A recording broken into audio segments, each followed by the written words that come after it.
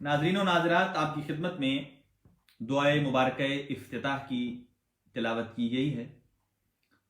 उसका तर्जुमा, उसके मफ़ाहीम और उसके मानी तमाम के तमाम एक नशिस्त में बयान करना काफ़ी नहीं है, इसलिए कि तिलावत भी हो और साथ मानी और मतालिब को बयान किया जाए। इंशाअल्लाह आहिस्ता आहिस्ता आने वाले दिनों में एक एक दो दो पैराग्राफ को आपकी खिदमत में ट्रांसलेट कर दिया करूँगा।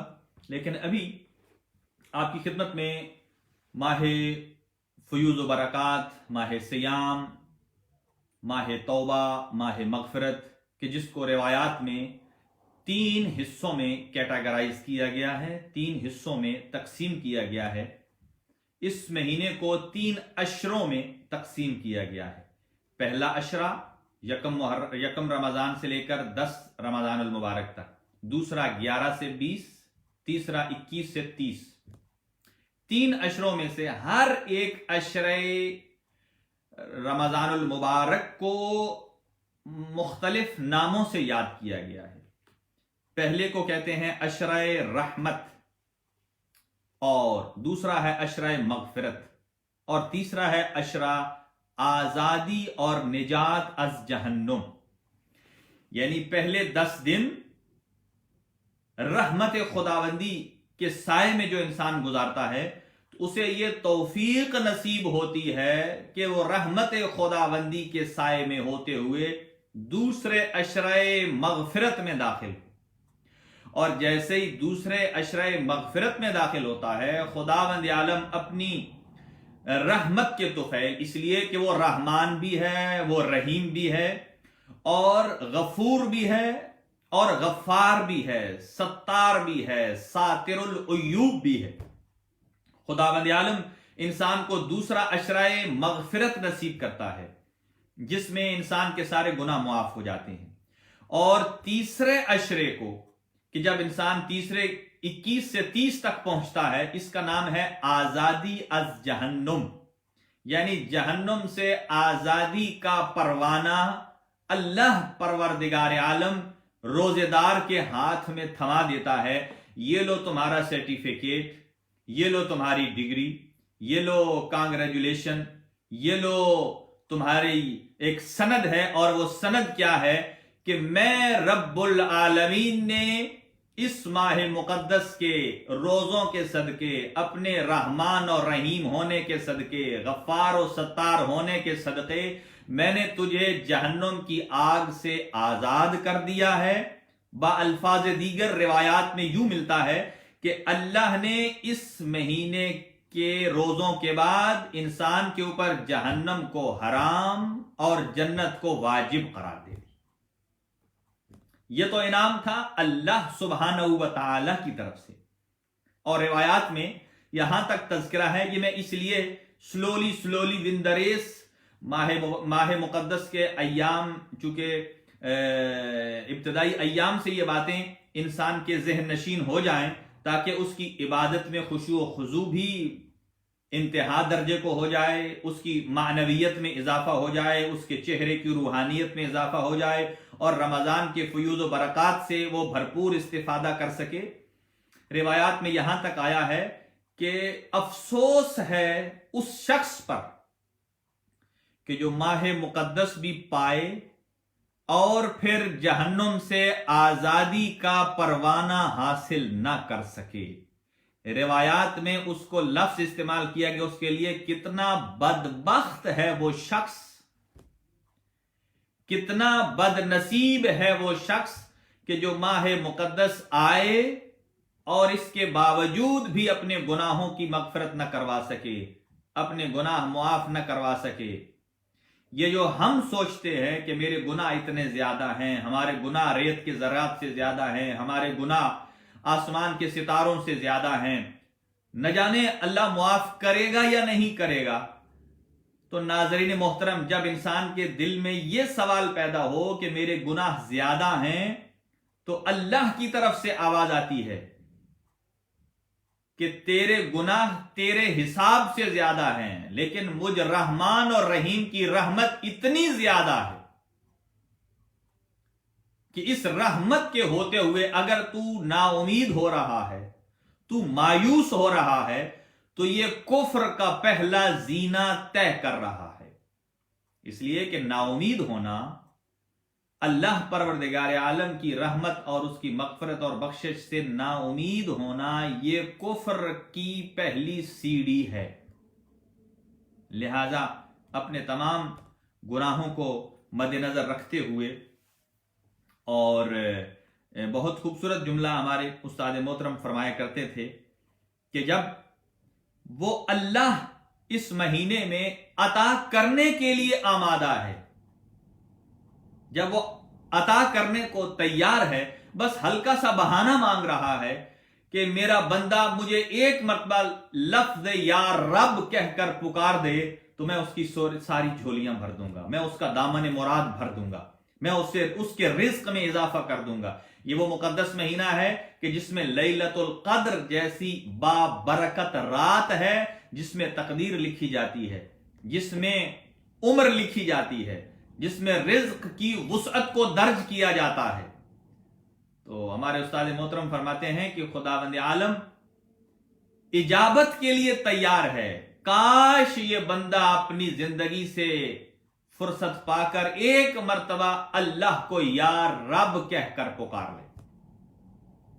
रिवायात में यहां तक आया है कि मन क़ाला अशरा मर्रातिन या रब्बे या रब्बे या रब, जो आदमी 10 मर्तबा मुसलसल अपने अल्लाह को या रब या रब या रब कहकर पुकारता है, तो आवाज खुदाबंदी आती है, ऐ मेरा बंदा, तूने 10 मर्तबा या रब कहकर पुकारा है, अब मुझ रहमान को शर्म आती है कि मैं तुझे अपने दरवाजे से खाली हाथ लौटा दूं।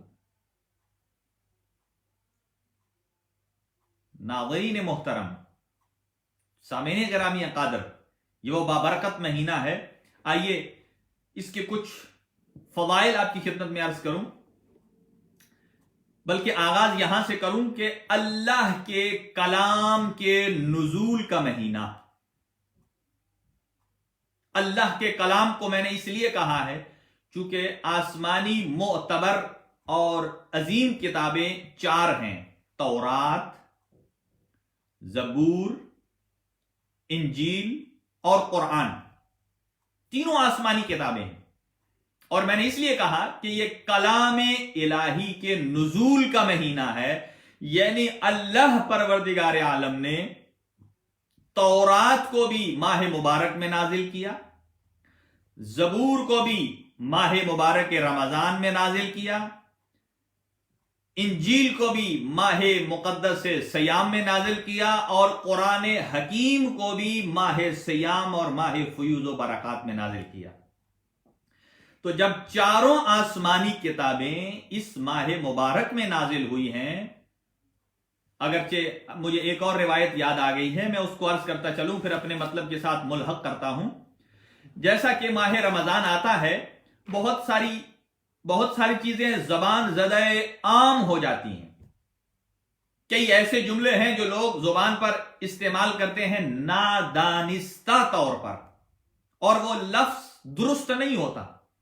जैसा कि जब माह मुकद्दस आता है तो लोग कहते हैं रमजान आ गया, और जब ईद आती है तो कहते हैं पता ही नहीं चला था, कहते थे रमजान आएगा रमजान आएगा रमजान आएगा, अब रमजान चला भी गया। नाज़रीन मोहतरम, इस जुमले की तरफ तवज्जो कीजिए। मासूमीन अलैहिमुस्सलातु वस्सलाम ने सख्ती से मुतवज्जह किया है कि इस माह मुकद्दस को फकत लफ्ज रमजान कहकर बेअदबी से मत पुकारिए। यह ना कहिए रमजान आया और रमजान चला गया, नकले कुफ्र नबाशद। क्यों? जब मासूम से पूछा गया तो क़ाल अल इमाम अल बाक़िर अलैहिस्सलातु वस्सलाम, इमाम मोहम्मद बाक़िर अलैहिस्सलातु वस्सलाम इरशाद फरमाते हैं, ला तक़ूलू, तवज्जो से समाअत फरमाइए, ला तक़ूलू जाअ रमज़ान व ज़हब रमज़ान, ये मत कहिए कि रमज़ान आया اور رمضان چلا گیا. تو جب پوچھا گیا یابن رسول اللہ تو پھر کیسے پکارا جائے، تو آپ نے فرمایا بل قولو، بلکہ یوں کہو جاء شہر رمضان وذهب شہر رمضان، بلکہ یوں کہو کہ رمضان کا مہینہ آیا اور رمضان کا مہینہ چلا گیا. کہا کیوں؟ کہا لأن رمضان، یہ جو لفظ رمضان ہے، اسم اللہ تعالی، یہ اللہ کے ناموں میں سے ایک نام ہے جسے ہم رمضان کہتے ہیں. اور آج کل افسوس کی بات ہے، جب کسی کے ہاں کوئی بیٹا متولد ہوتا ہے، بیٹا پیدا ہوتا ہے، لوگ رابطہ کرتے ہیں اور کانٹیکٹ کرتے ہیں، لوگ کہتے ہیں آغا صاحب کوئی ایسا نام بتائیے، عظیم نام بتائیے جو آج تک کسی کا نہ ہو، منفرد نام ہو، تاکہ ہم نام رکھیں اور ہماری بلے بلے ہو جائے. لوگ کہیں کیا خوبصورت نام رکھا، کیا یونیک نام رکھا ہے، یہ کہاں سے لے کر آئے. وہ زمانے گزر گئے جب لوگ بزرگوں کے نام ہوا کرتے تھے، رمضان، رجب. یہ لوگ کیوں نام رکھتے تھے؟ کہ 4 مقدس مہینے، ان مقدس مہینوں میں سے ایک مہینہ رمضان المبارک کا ہے. لہذا بہت خوبصورت جملہ لکھا ہوتا ہے جب کوئی پوسٹر بناتے ہیں، چاہے فیس بک کا ہو، دوسرا ہو، تیسرا ہو، وہ کہتے ہیں رمضان کریم. یہ بھی بہت اچھا لفظ ہے، اس لیے کہ آپ نے لفظ رمضان کو عزت عطا کی ہے، توقیر عطا کی ہے. تو معصوم نے فرمایا کہ یہ مت کہا کیجئے رمضان آیا اور رمضان چلا گیا. آج کل کے زمانے میں رمضان کا لفظ ہمارے بر صغیر میں تقریباً فاقد ہو چکا ہے، البتہ عرب دنیا میں موجود ہے ابھی. اور پھر فرمایا لأن رمضان یرمز الذنوب، کہ رمضان کا کام کیا ہے کہ رمضان گناہوں کو رگڑ کر جلا دیتا ہے. اب آپ یہاں کہیں گے کہ یہ کیسے؟ رمضا یرمزو، جو عربی گرامر سے آشنا ہیں یا شوق رکھتے ہیں، رمضا یرمزو کا مطلب ہے جب آپ دو چیزوں کو آپس میں رگڑتے ہیں تو چنگاری نکلتی ہے. جیسے یہ جو ماچس، لائٹر، اس سے پہلے لوگ پتھر کو پتھر سے رگڑ کر آگ روشن کیا کرتے تھے. وہ جو دو چیزوں کو، لوہے کو لوہے سے رگڑا جائے، پتھر کو پتھر سے رگڑا جائے، جو چنگاری نکلتی ہے اسے کہتے ہیں رمضا یرمزو، رگڑ. تو کہا کہ ماہ مقدس میں، ماہ سیام میں انسان کے ایمانیات کا لیول اتنا ہائی چلا جاتا ہے، اس ایمان کی تپش اور رگڑ سے انسان کے سارے گناہ جل جاتے ہیں. کیوں نہ جلیں؟ جس دل میں نور قرآن کی شمع روشن ہو، ذکر محمد و آل محمد علیہ السلام کی شمع روشن ہو، ماہ مقدس اور رمضان میں روزے کی جو شمع روشن ہو، یقیناً اس دل کے اندر ایمان کی تپش بدرجہ انتہا جاتی ہے، اور اسی تپش سے، ایمان کی تپش اور گرمی سے اللہ انسان کے گناہوں کو جلا دیتا ہے. ایک اور حدیث یاد آ گئی، عرض کرتا چلو، انتہائی لطیف نقطہ ہے. اگر اس جملے کی طرف توجہ ہو جائے تو پورا ماہ مقدس انسان اگر سر سجدے میں رکھ کر رحمان کا شکر ادا کرتا رہے تو یہ کم ہے. اور وہ کیا جملہ ہے؟ اللہ پروردگار عالم نے ارشاد فرمایا الصوم لی، صوم کا معنی ہے روزہ، الصوم لی، روزہ میرے لیے ہے. یعنی باقی عبادت جو آپ کرتے ہیں وہ شاید آپ کے لیے ہو، لیکن اللہ فرماتا ہے یہ میرا بندہ جو روزہ رکھ رہا ہے، روزہ میرا بندہ رکھ رہا ہے، لیکن اللہ فرماتا ہے الصوم لی، یہ میرے لیے ہے. اور پھر فرمایا اس کے بعد وَأَنَا أَجْزِي بِهِ. یہاں دو طرح سے اس کو اعراب گزاری کی جا سکتی ہے. الصوم لی وَأَنَا أَجْزِي بِهِ، اور دوسرا ترجمہ یہ ہو سکتا ہے، تلفظ یہ ہو سکتا ہے الصوم لی وَأَنَا أُجْزَى بِهِ. اب سوال پیدا ہوتا ہے دونوں کا مطلب کیا ہے؟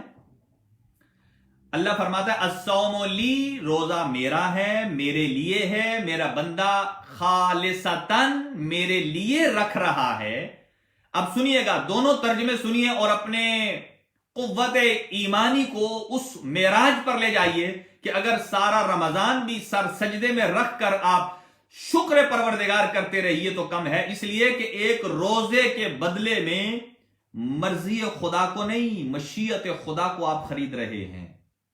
आप खुदावंद आलम का सौदा कर रहे हैं। अना अजजी बेही, अल्लाह फरमाता है ये बंदा मेरे लिए रोजा रख रहा है तो इसका अज्र भी मैं अल्लाह अता करूंगा। ये पहले एराब का तर्जुमा, अना अजजी बेही, मैं अता करूंगा। वाहिद मुतकल्लिम मालूम है, मैं अता करूंगा। यानी आप अंदाजा लगाइए, अगर आप किसी फैक्ट्री में काम कर रहे हो, आपका कोई मालिक है, आपका बॉस है, आपका पात्रों है, वो आपको जो पे कर रहा है वो अपनी हैसियत के मुताबिक कर रहा है। अगर उसने आपकी तनख्वाह 1500 यूरो मुअय्यन की है तो वह हर महीने 1500 अता करेगा। आप जितना भी तीर मार लें, जितना भी उसमें अच्छे तरीके से काम कर लें, वो उतना ही अता करेगा जो उसकी हैसियत है। लेकिन अल्लाह फरमाता है अना अजजी बेही, ये बंदा रोजा मेरे लिए रख रहा है तो इसे मैं वो अता करूंगा जो मेरे शयान शान है। अब अल्लाह के शयान शान क्या है? वो लामहदूद जात है, उसकी जात की कोई हद नहीं है।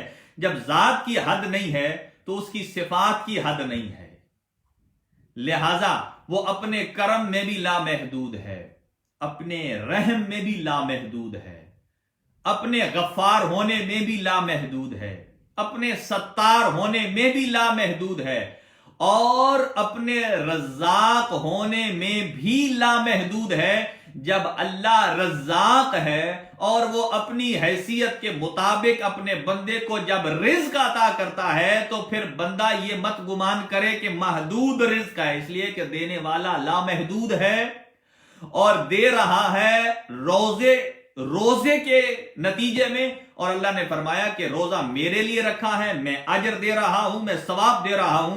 अगर दुनिया का कोई तेज तरीन कंप्यूटर सिस्टम भी अगर उसे जमा करना चाहे तो उसका हिसाब नहीं कर सकता जो अल्लाह इस रोजे के बदले उसे नेकियां, उसे रिज़्क, उसे जिंदगी, उसे सेहत, उसे बरकत अता करता है। यह था एक तर्जुमा। अब दूसरा तर्जुमा सुनिए, यह था अस्सौमु ली, मेरे लिए है रोजा, अना अजजी बेही, मैं इसकी जजा दूंगा। अल्लाहु अकबर। दूसरा जुमला सुनिए, फरमाया अना उज्जा बेही। क्योंकि अरबी में जो अहादीस हैं उन पर एराब नहीं लगा होता, बाज में लगा हुआ है, बाज में एराब नहीं। आप दो तरीके से पढ़ सकते हैं, ये साहिबाने इल्म बेहतर जानते हैं। दूसरा है अना उज्जा बेही, अल्लाह फरमाता है रोजा मेरे लिए है और मैं अल्लाह उसकी जजा बन जाऊंगा। अल्लाह अकबर। ये नहीं है कि मैं कुछ अता करूंगा, ये करूंगा, मैं अल्लाह उसकी जजा बन जाऊंगा।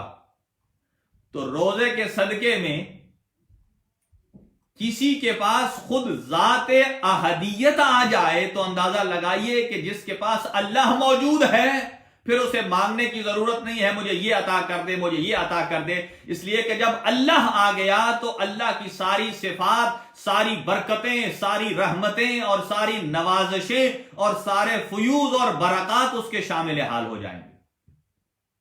उसकी एक एग्जाम्पल, एक छोटा वाकया, इसलिए कि आज मैंने तय कर रखा है कि पूरे 9 बजे मैं अपनी गुफ्तगू को तमाम कर दूंगा। दुआ के लिए भी वक्त रखना है, इसलिए कि दुआ कलिमात इंतहाई मुहिम है। इसलिए कि हो सकता है किसी की आमीन पर किसी की दुआ कबूल हो जाए। और खास तौर से किबला अख्तर हैदरी साहब का ऑपरेशन हुआ है, किडनी में प्रॉब्लम था उनके, अभी वो रूह बसेहत हैं, खुदावंद आलम उनको शिफाए कामिल आजिल अता फरमाए।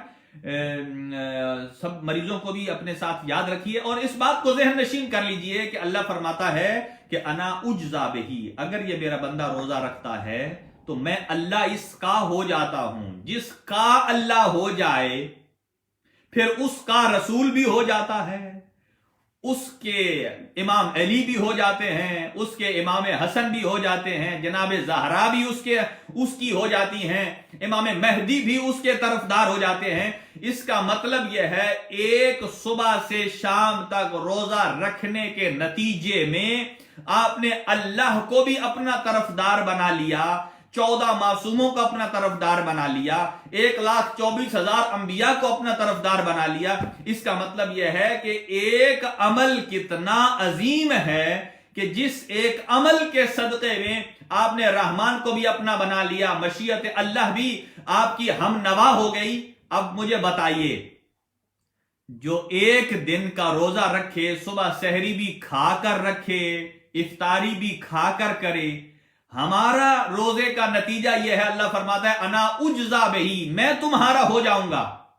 اور معصومانہ سا سوال ہے، مجھے یہ بتائیے کہ جو اول و آخر سحر اور افطار میں کھا پی کر روزہ رکھے، اللہ اس کا ہم طرف ہو جاتا ہے، اللہ اس کا ہو جاتا ہے۔ اور جن مقدس ہستیوں نے، جن پنجتن پاک نے 3 دن مسلسل روزے رکھے اور نہ سحری کی ہے اور نہ افطاری کی ہے، جو سحری پہ رکھا وہ بھی کسی یتیم کو دے دیا، جو افطاری پہ رکھا کبھی کسی مسکین کو، کبھی یتیم کو دے دیا، تو کیا اللہ پروردگار عالم ان کے لیے قرآن حکیم میں ایک سورہ مبارکہ کو حل عطا کو نازل نہیں فرمائے گا؟ یقیناً اللہ نے ان ہستیوں کو ایسی جزا عطا کی ہے کہ لوگ 1-2 دن قصیدہ نہ پڑھیں، کہا جب تک صبح قیامت طلوع نہیں ہوتی، جب تک قرآن مجید باقی ہے، تب تک ان مقدس ہستیوں کے روزے کا قصہ اور قصیدہ اللہ نے قرآن میں منور کر دیا ہے۔ اور شاید یہ دونوں چیزوں کو جمع کر رہا ہوں، قرآن ہے، رمضان ہے قرآن کی بہار کا مہینہ، اور سورہ حل عطا ہے آل محمد کی شان کا قصیدہ۔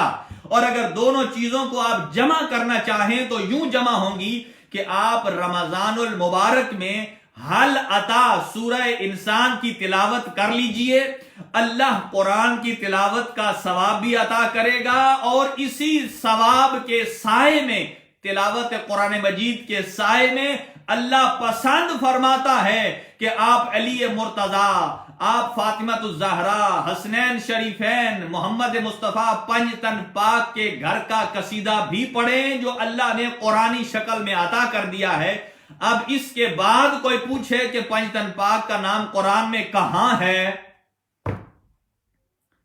تو پھر کوئی معصومانہ جواب نہیں ہے۔ اس کا مطلب یہ ہے کہ پھر وہ قرآن کی فہم و فراست سے عاری ہے، جو اس مقدس مہینے میں نہ قرآن کو سمجھ سکا، نہ آل محمد کی عظمت کو سمجھ سکا۔ تو پھر قرآن کی آیت جواب ہے، وہ کون سا جواب ہے؟ قرآن کہتا ہے افلا یتدبرون القرآن، تم قرآن میں کیوں تدبر نہیں کرتے؟ ام علی قلوب اقفالها، کیا ان کے دلوں پر تالے لگ گئے ہیں؟ تو میرے دوستو، جو اس ماہ مقدس میں بھی قرآن اور اہل بیت کی عظمت کو نہ سمجھے، یوں سمجھیے کہ اس کے دل پر تالے لگ گئے ہیں۔ اور پھر تالے سے میں کہوں گا، پھر معصومانہ سوال ہے، یہ کوئی چائنا کا تالا نہیں ہے، یہ بغض اہل بیت کا تالا ہے۔ چائنا کا تالا، اس کی ایک کی اگر گم ہو جائے، اس کی ڈپلیکیٹ بن جاتی ہے، چور جو بھی ہے وہ ڈپلیکیٹ بنا کر اس تالے کو کھول سکتا ہے، یا گھر والوں سے بھی گم ہو جائے تو دوسری مل سکتی ہے۔ لیکن بغض اہل بیت علیہم السلام ایسا قفل ہے، اس کا تالا کبھی کھلتا نہیں ہے کہ جب تک پہلے وہ آل محمد کی فضیلت اور ان کے احترام، قرآن مجید کی فہم اور فراست اور بصیرت سے اپنے دل کو طاہر نہ کرے، جب تک اس کا دل پاکیزہ نہیں ہوگا، نہ قرآن اثر کرے گا، نہ اہل بیت کا مقام اس کے دل میں اثر کرے گا۔ تو اللہ فرماتا ہے انا اجزا بہی، میں اس کی جزا بن جاؤں گا۔ اور بس 1-2 لمحات ہیں، 3-4 منٹ کی زحمت ہے، باقی گفتگو انشاءاللہ کل سے ہم درس تفسیر قرآن، یہ جو تفسیر قرآن ہے اس میں انشاءاللہ ہم وارد ہوں گے. آج کچھ مبتلا بے مسائل تھے، انشاءاللہ کل پھر ان کو عرض کروں گا، اور ان میں سے ایک دو مسائل عرض کر دیتا ہوں کہ روزے کو باطل کرنے والی چیزیں 8 ہیں. حضرات غور سے سماعت فرمائیے. 8 چیزیں ایسی ہیں کہ جو روزے کو باطل کر دیتی ہیں. ان میں سے پہلی چیز ہے کھانا اور پینا. یقیناً انسان صبح سے شام تک ہر بچہ جانتا ہے کہ کھانے پینے سے انسان کا روزہ باطل ہو جاتا ہے.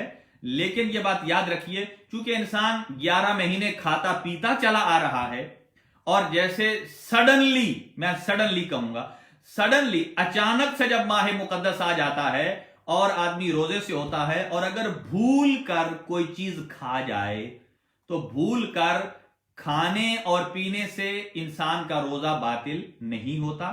البتہ جب وہ قصدن و ارادتن، جان بوجھ کر اگر کوئی چیز کھاتا ہے تو اس کا جیسے ہی وہ چیز حلق سے نیچے اترے گی اس کا روزہ باطل ہے. اور جو آدمی جان بوجھ کر کھا کے پی کر روزہ توڑ رہا ہے، صرف اس کی قضا نہیں ہے بلکہ کفارہ بھی ہے.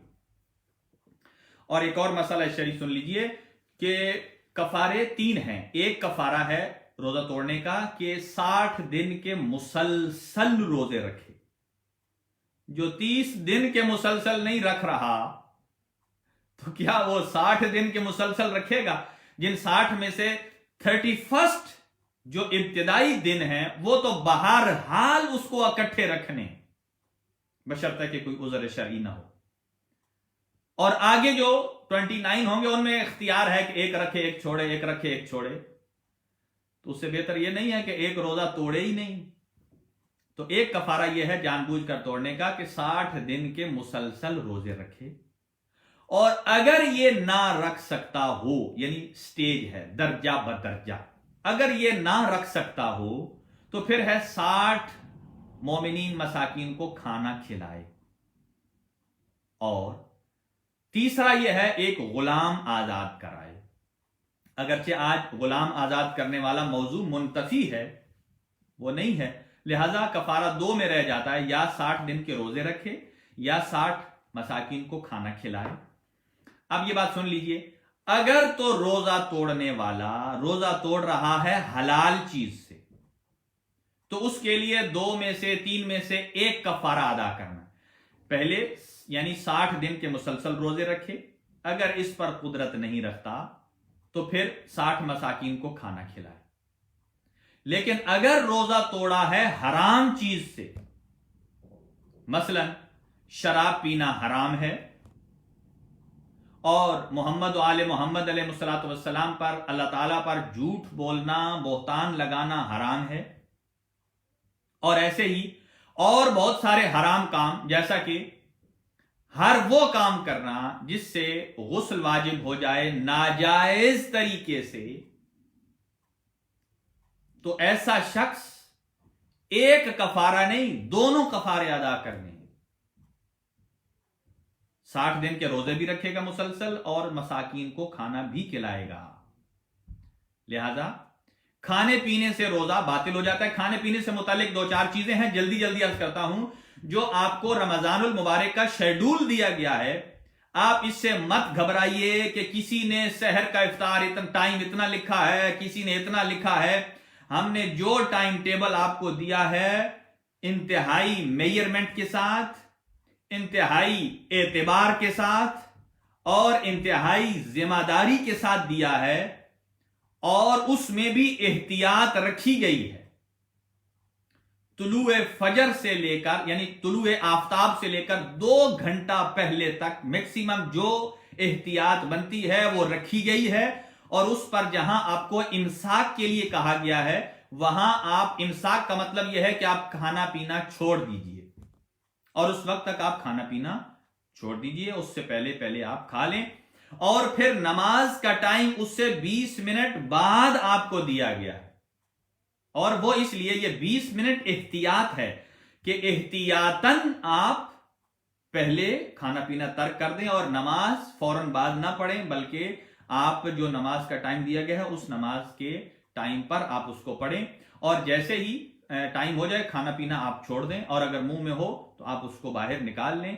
और ऐसे ही दोपहर में अगर कोई आदमी गलती से कोई चीज मुंह में डाल गया है खाने के लिए या पीने के लिए, पानी मुंह में ले लिया है उसने भूलकर, तो भूलकर हलक से उतर जाने से रोजा बातिल नहीं होता।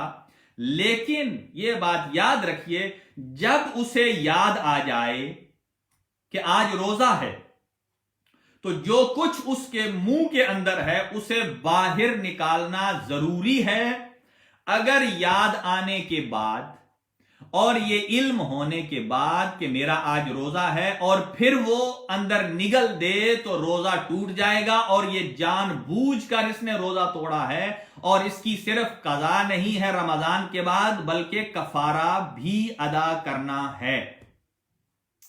लिहाजा जब भी याद आ जाए जो कुछ हो उसे आप बाहर निकाल दीजिए, एक बात। और दूसरा, अपने नौजवानों के लिए टूथ ब्रश करना, अर्ज कर रहा हूं, ब्रश करना, मिसवाक करना वाजिब नहीं है, लेकिन एक सूरत में वाजिब और जरूरी हो जाता है। कब? कि जब आपको ये खौफ हो, ये डर हो कि आप जो खाना खाने के बाद जो दांतों के अंदर जो रेखों में जो कुछ खाने के जर्रात रह जाते हैं, अगर आपको यकीन है कि ये निकल कर बाद में दोपहर में किसी वक्त भी दांत से निकलकर मेरे हलक से उतर सकता है, और ये छोटा सा टुकड़ा भी अगर आपके हलक से उतर गया जो दांत में फंसा हुआ है, इससे भी रोजा बातिल हो जाएगा। तो जिस आदमी को यकीन है उसके दांतों में गैप है या उसमें कुछ चीजें रुकती हैं, तो उस शख्स के लिए जरूरी है कि वो सुबह टूथ ब्रश करे। और अलबत्ता सुबह नहीं कर सकता तो दोपहर में के किसी हिस्से में भी ब्रश करने से रोजा नहीं टूटता। अगर आपने ब्रश करने के दौरान कोई चीज अगर हलक से नीचे उतरी है तो फिर रोजा टूट जाता है। अलबत्ता सिर्फ मुंह के अंदर ब्रश करने से, मिसवाक करने से, और यह बात याद रखिए कि मिसवाक और ब्रश की जो तरी है वो आपके अंदर, हलक के अंदर नहीं जानी चाहिए, बल्कि आप उसे बाहर थूक दें। ये वैसे ही है कि जैसे आप वुजू करने के लिए कुल्ली करते हैं, कुल्ली का पानी जो आप मुंह में डालते हैं, वो कुल्ली का पानी मुंह में डालकर घुमाकर जब बाहर आप निकाल देते हैं और थूक देते हैं ताकि उस पानी का असर अंदर ना रहे, इससे रोजा नहीं टूटता, इसलिए कि वो चीज हलक से नीचे नहीं उतरी है। लिहाजा जब भी याद आ जाए आप उस चीज को फौरन बाहर निकाल दीजिए। और इफ्तार का टाइम जो है, मैं आसान फार्मूला आपको दे रहा हूं कि जो अफराद दूर दराज हैं, टाइम टेबल को देखना चाहते हैं, क्या करें, आप जैसे ही आपका सनसेट हो जाता है, जहां भी हैं, चाहे आप गेंट में हैं, ब्रसेल में हैं, त्वरपन में हैं, सफर में हैं, जिस जगह आप, ऐसी जगह हैं कि जहां आपके पास वो नहीं है, कैलेंडर अगर नहीं है, तो आप देखें सनसेट क्या बताता है। जो सनसेट है उसमें 15 मिनट ऐड कर लीजिए, वो आपके इफ्तार का वक्त है। जितने अफराद सुन रहे हैं उनसे गुजारिश यह है कि ये फार्मूला याद रखिए, सनसेट के बाद 15 मिनट आप इजाफा कर लीजिए, उसके बाद आप इफ्तार कर सकते हैं और आप इफ्तार करें। और बेहतर यह है कि आप जो है अगर कोई शुगर पेशेंट है या जिसको जल्दी है वो पहले भी इफ्तार कर सकता है। जैसे ही टाइम हो आप एक खजूर ले लीजिए, मीठी चीज ले लीजिए, नमक लीजिए, पानी कोशिश करें नीम गर्म पानी हो, उसका पहला घूंट आपका अंदर जाए और वो आप ले सकते हैं। और उसके बाद फिर आप नमाज पढ़ लें और उसके बाद फिर आप तूलो तफसील के साथ जो इफ्तार का एहतमाम किया हुआ है वो करना चाहते हैं, आप वो बसद खुशी कर सकते हैं। लेकिन अगर आप पहले नमाज पढ़ेंगे बाद में इफ्तार करेंगे तो इसका कमाल भी ज्यादा है, सवाब भी ज्यादा है। आखिरी बात और तमाम कि सवाब क्या ज्यादा है, सवाब ये ज्यादा है कि जब आप हालत रोजा में पहले नमाज अदा करेंगे फिर बाद में इफ्तार करेंगे तो मगरिब और इशा की जो आपकी नमाज का सवाब काउंट होगा वो हालत रोजा में काउंट होगा। लिहाजा हालत रोजा से पहले नमाज पढ़ लीजिए ताकि बाद में आदमी को सुस्ती भी ना आए, खुशी व खुजू से। और वाजिबात भी आप अदा कर लें तो काफी है, मुस्तहबात आप नवाफिल बाद में पढ़ लें کوئی حرج نہیں ہے، واجبات پہلے آپ ادا کر لیجیے اور اس کے بعد افطار کریں۔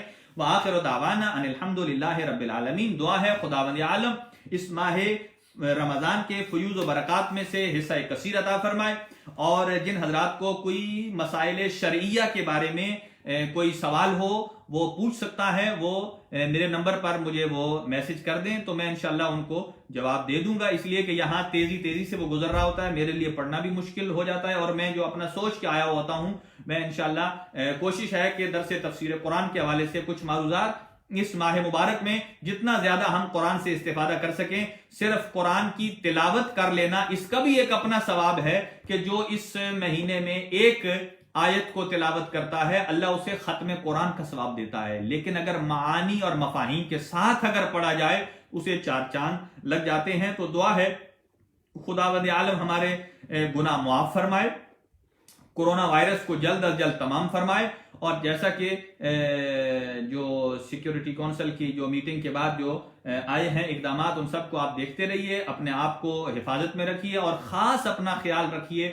خداوند عالم سب کو اپنی حفظ و پناہ میں رکھے اور ماہ مقدس کے فیوز و برکات سے حصہ کثیر عطا فرمائے۔ ہمارے محمد علی بھائی جرمنی سے ہیں، عابد کاظمی صاحب ہیں، محسن صاحب ہیں، اخضر کاظم ہیں، ارشد رضا صاحب ہیں، اور سید ہاشم کاظمی ہیں، اکبر بخاری صاحب ہیں، مظہر بخاری صاحب، مہدی عباس صاحب ہیں، حسن مہدی ہیں، علی مسعود پیرس سے جوائن کر رہے ہیں، اور ایسے ہی سید علی احمد ہیں، اور بہت سارے ہمارے ایک بڑے اچھے دوست ہیں محمد باقر صاحب ہالینڈ سے ہیں، اور اللہ ان کو شفائے کامل و عاجل عطا فرمائے۔ اور ایسے ہی سید علی مظہر ہیں، سید عقیل ہیں، اور محمد وقالیہ صاحب ہیں، اور اختر حیدری صاحب بیمار ہیں، بچہ دلاور حسین ہیں، رفیق ہیں، عباس رحیم ہیں، خداوند عالم ان کو شفائے کامل و عاجل عطا فرمائے۔ چودھری ظہیر وریہ صاحب ہیں جو جرمنی سے جو اٹلی سے جوائن کیا ہے، ظفر گوندل صاحب ہیں،